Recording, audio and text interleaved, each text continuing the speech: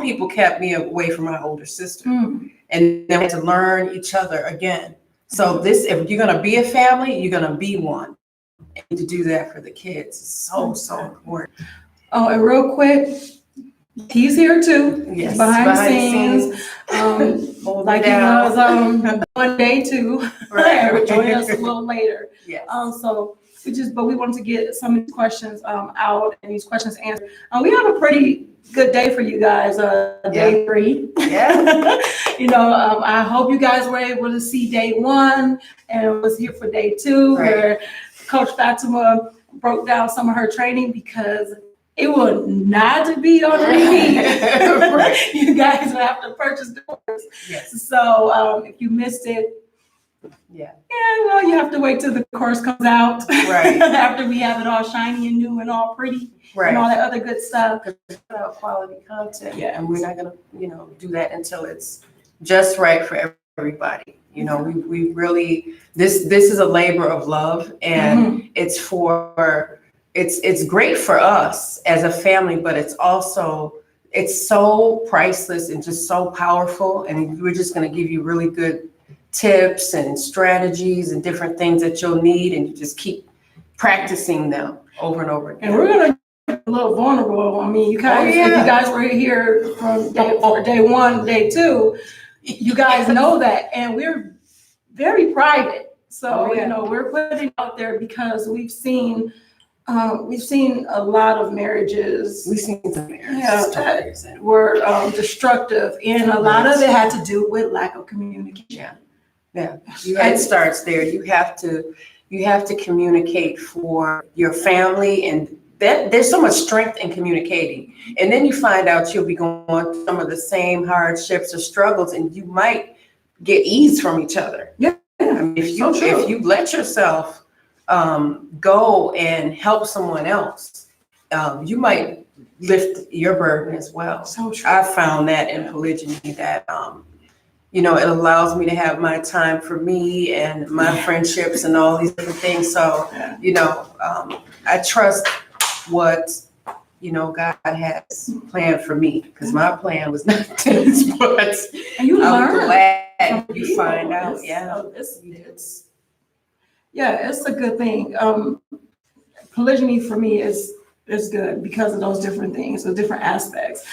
And just marriage in general is really good for the benefit of, society, period. There's a balance. You have beautiful balance. Yeah, you have 2 people working together, to create, harmony, to create this foundation, this harmony, as far as that. And we're going to keep talking about it because we're talking about communication.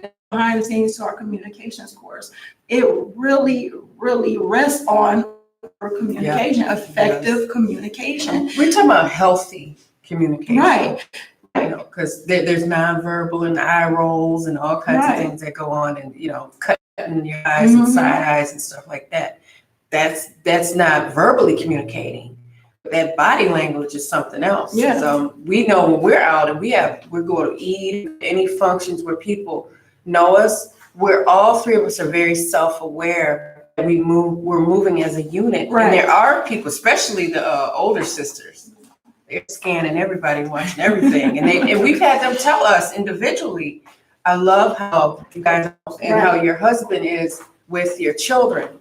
He takes all of them. Right. Not just all his kids. If it's his kids, he wants that because he got more kids than you and I both. So, but he takes everybody. Yeah. He doesn't choose, well, you can't go because And I love it too. So to see the elderly or the older sisters in the community, and they've seen so much, say your family is what polygyny should be. Because some of them have been in polygyny. We know this. Right. They have, and it was horrible for them. And they've told us, this is how it should be. You guys talk to each other, and anybody knows me knows I'm at a point, and I always was at that point, even when we worked at the same center, and we had to do visitation, supervised visitation at one point years ago. And we weren't talking. and Nyla said this, Coach Nyla said that she wanted to talk to me, but I wasn't talking. That's one time I wasn't running my mouth. But I remember there was a problem in a visit, and I had got wind of it. I wasn't working that day, and they said it was some drama, and they said, oh, this got mad at her daughter, and I had to step in it, and I'm like, well, where you all at when this, because if I'm here and something happens, nobody's gonna hit her. I tell you that, because we're sisters in Islam first. So I just I'm like, I need to defend her if something goes on in this place and we don't feel like we're safe. We just gonna be going at it with somebody and they're gonna have their hands full. That's how I looked at it, right? Sound like a piece. We do have 4 questions to address before going into the next section prayerfully. So I will start by reading. How do you build trust back up after your husband wants another woman? Hey, build it back up. Yes. Do you want me to? I guess I'll answer that. I guess that's more directed towards you. So I went on y'all for 2 seconds. Let me see. Personally, I've found, and I'm not saying this is the case in the marriage, but there might have been issues before the subsequent wife came on board. So I find that a lot of trust issues happen before. I mean, it doesn't make it better, but you have to want to trust him again. And I find that if you want him to keep doing things and walking on eggshells around you, and you got to jump through hoops and all that stuff, that's not the goal. If you want to trust him again, find what he does that is good. So if you're going to give him, I don't know, if you're going to mean or you're going to say something that you shouldn't say, you need to follow it up with something good to say. I call it the 4x4 rule. So for every 4 things you said that you shouldn't, you need to find 4 things that he's doing right. And people say, oh, Fatimah, how can you do? I'm just speaking for the man that we're married to. So being the person that he is, he's consistent in what he does.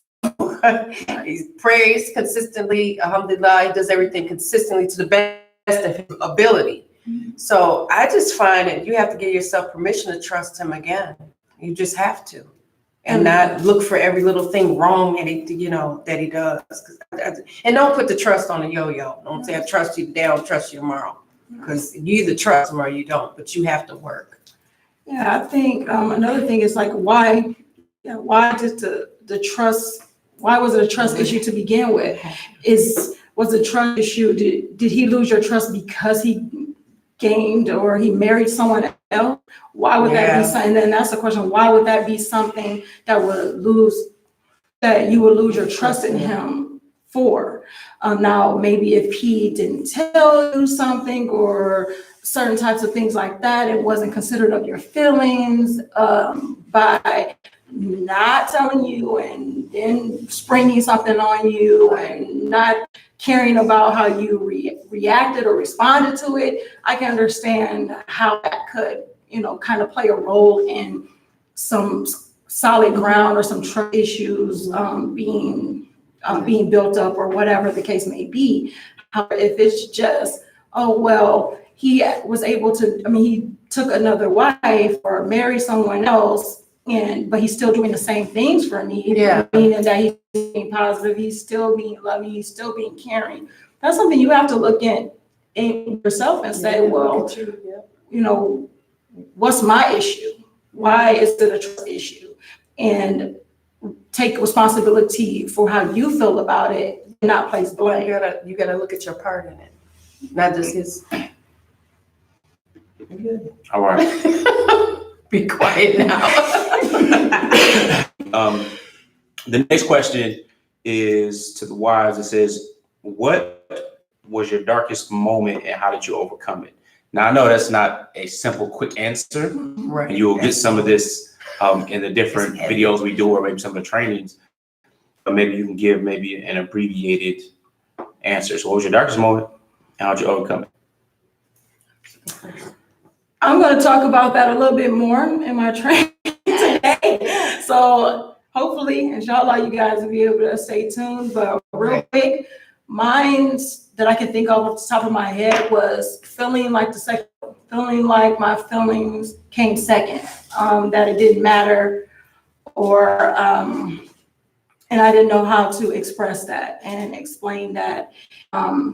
That's pretty much that. How did I overcome it?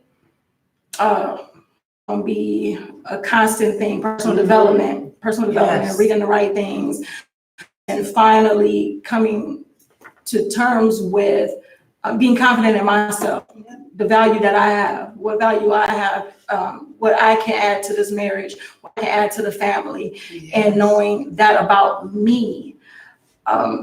Took a lot of the pressure and the issues of feeling like I'm second, or the not the wife, or just a lot of the things that you hear on the outside, where you start to almost internalize that within yourself.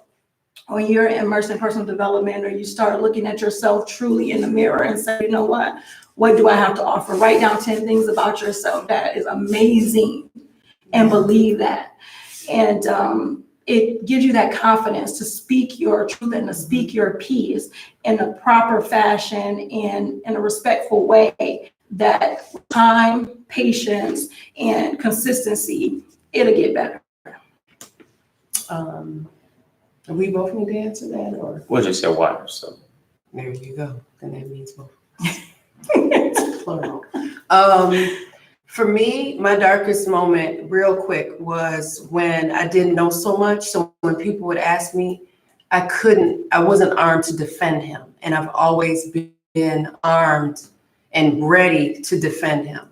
So that was the darkest for me, because then I felt like I was by myself in it. And because I didn't know so much, I couldn't say enough to make him look like how I felt like he was in my mind. Because, at the end of the day, I'm like, what am I getting? Am I getting somebody that puts Allah or God first in their lives? Or am I getting somebody that's trying to, really trying to destroy me? But my darkest moments were when I was defenseless of my marriage and my husband. That was it. That was big. How'd you overcome it? How'd I overcome it? Again, personal development. I had to go, this is my culture, and I'm about to be unapologetic about it. And I am right now. I don't need to tell people stuff. I don't need to defend him. I know who he is. At the end of the day, I know who he is. So, and then when I had other people that love him say, he's not the dude that everybody thinks he is. He's not this womanizer, because then you get this label. And I'm like, never been him. So personal development. You have to do your work and study and want to do better and feel better. That part. Yeah. All right. How do you help your wives know you care? By being caring. I mean, really, if a person is not a caring person, it's really not going to show to be authentic. It's not going to be genuine. You know what I'm saying? So there are things you could do. There are things you could do externally, but then of course there's the internal thing. Externally, being spontaneous, doing things that that they like. Individually, it's not we all just go and do everything together. No, you know what I'm saying? So we can kick it, but we don't do everything. Right. You know what I'm saying? We kicked it yesterday. So just being cognizant, being aware. That's really it. Like Coach Fatimah just mentioned, being consistent.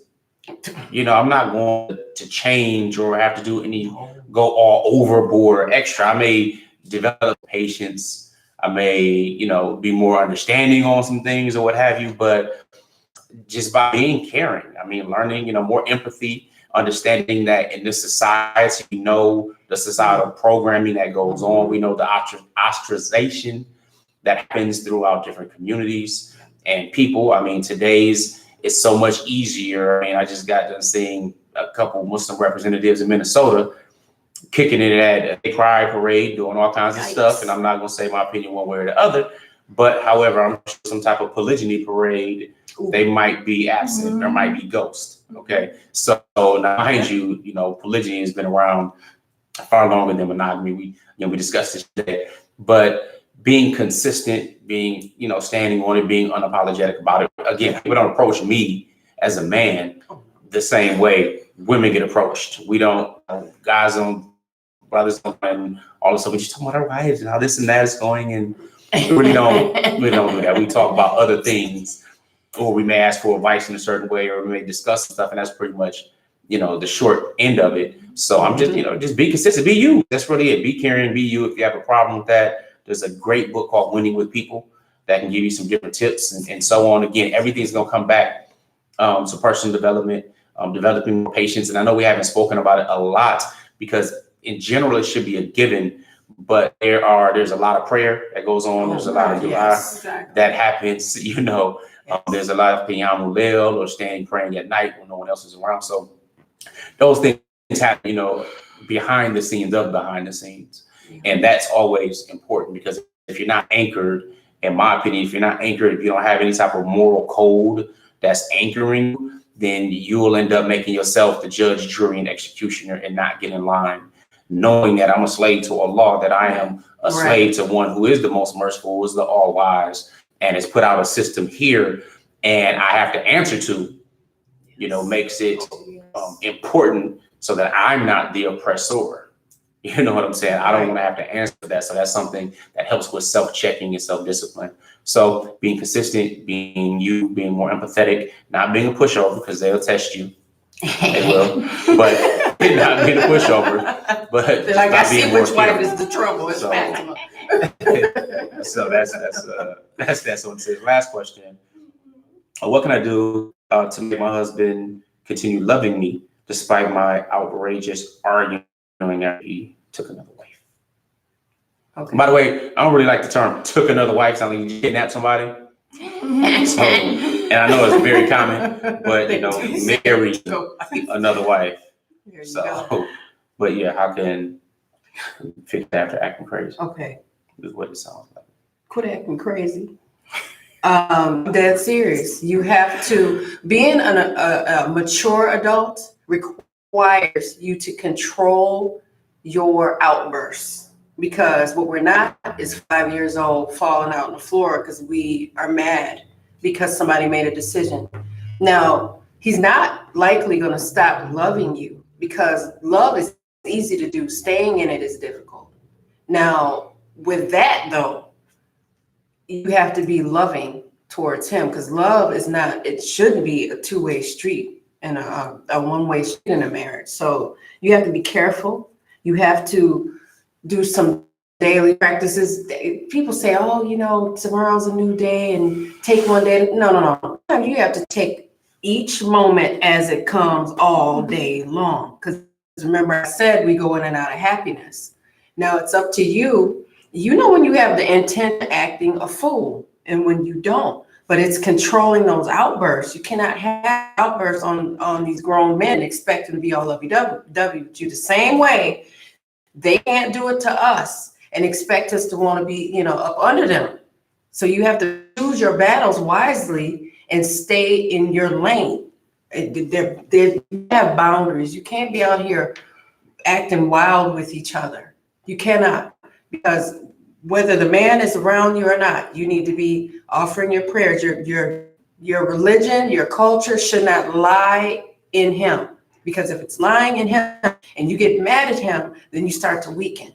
So you have to be very careful about having these outbursts and get somewhere and sit down and calm yourself down. And because you know what? It was grandma. She used to roast me to the ground. And she said, if you getting upset was going to change his marital status, then I could see you getting all worked up. And because you know what? He sleep. You in here up all night. And because you got to come to terms, this is part of my culture. I accept it. But then be working on yourself within it. That's what I would say. That's what I had to do.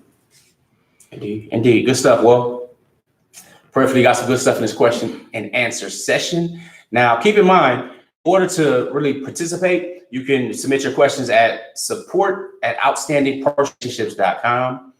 You can post on this page being outstandingrelationships.com/MCM for marital communication mastery, the course you're about to see in day 3 of Behind the Scenes. So you participate on this page. Now, we know yesterday I tried to do a Facebook Live.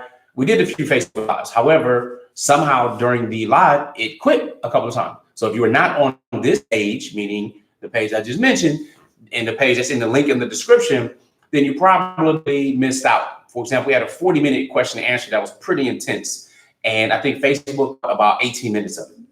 So if you missed it, then you're gonna have to go to the page to try to get access to it, or make sure you're on our email list, because then we'll send you information about the different videos and everything. So what we're gonna do is we're gonna shift the room around and let Coach Nyla get ready for a training today. So we'll take about 5 to 7 minutes before we come back, but you will be able to catch the live stream starting with day 3 of the filming of marital communications mastery. So make sure you have clicked that link. You're not just watching the Facebook Live. Again, Facebook Lives are great. However, when they fail, it sucks. So outstandingpartnerrelationships.com/MCM. We look forward to seeing you there shortly. Assalamu alaikum. Peace. Peace. Assalamu alaikum. Peace. Still kind of live, so don't do too much.